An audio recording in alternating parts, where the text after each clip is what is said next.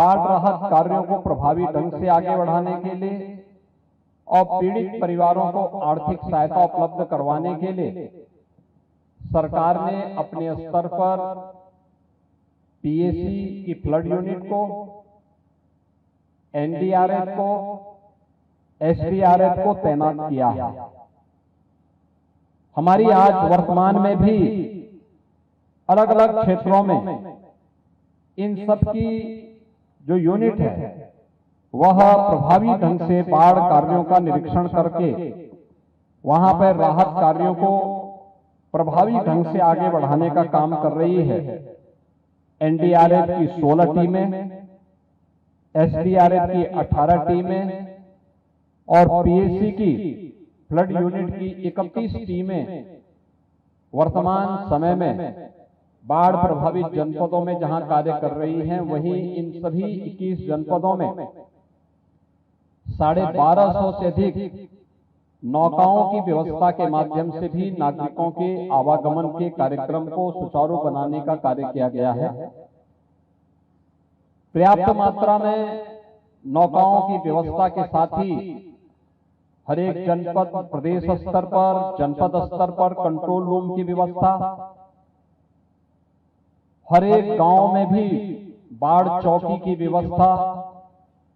और राहत कार्य के लिए जिन लोगों को सुरक्षित स्थानों पर पहुंचाना पड़ा उनको सुबह का ब्रेकफास्ट, दोपहर का और सायंकाल का भोजन की व्यवस्था, शुद्ध पेयजल की व्यवस्था, पशुओं के चारे की व्यवस्था, जो लोग अपने घरों में सुरक्षित रह सकते हैं उनके घरों की व्यवस्था की दृष्टि से हम लोगों ने वहां पर उन्हें सूखा राहत की किट भी उपलब्ध करवाए हैं। आप देख सकते हैं किट में 10 किलो चावल, 10 किलो आटा, 2 किलो दाल, 1 किलो तेल, 10 किलो आलू और अन्य सूखा सामग्री के साथ साथ मसाले और नमक आदि घर की जरूरतों को देने के साथ ही डिग्निटी किट, बरसाती, ये सब देने की कार्रवाई भी की जा रही है। जनहानि होने पर उस परिवार को 4 लाख रुपए की सहायता आपदा राहत कोष से, किसी परिवार का मकान पूरी तरह बह गया है या नदी में विलीन हो गया है, उन परिवारों को मुख्यमंत्री आवास योजना से आच्छादित करने की कार्रवाई भी की जा रही है।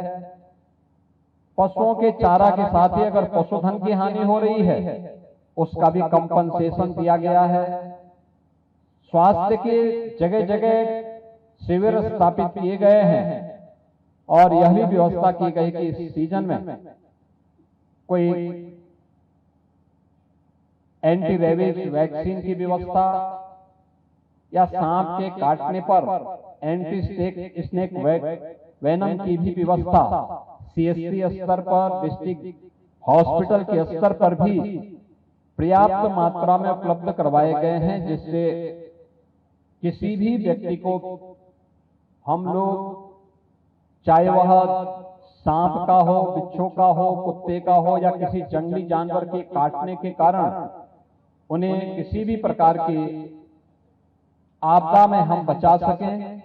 बाढ़ राहत कार्य के लिए युद्ध स्तर पर टीमें लगाई गई हैं। प्रत्येक जिला प्रशासन से इसके बारे में युद्ध स्तर पर कार्य को आगे बढ़ाने के लिए निर्देश दिए गए हैं और प्रभारी मंत्री स्वयं भी इन क्षेत्रों का निरीक्षण कर रहे हैं।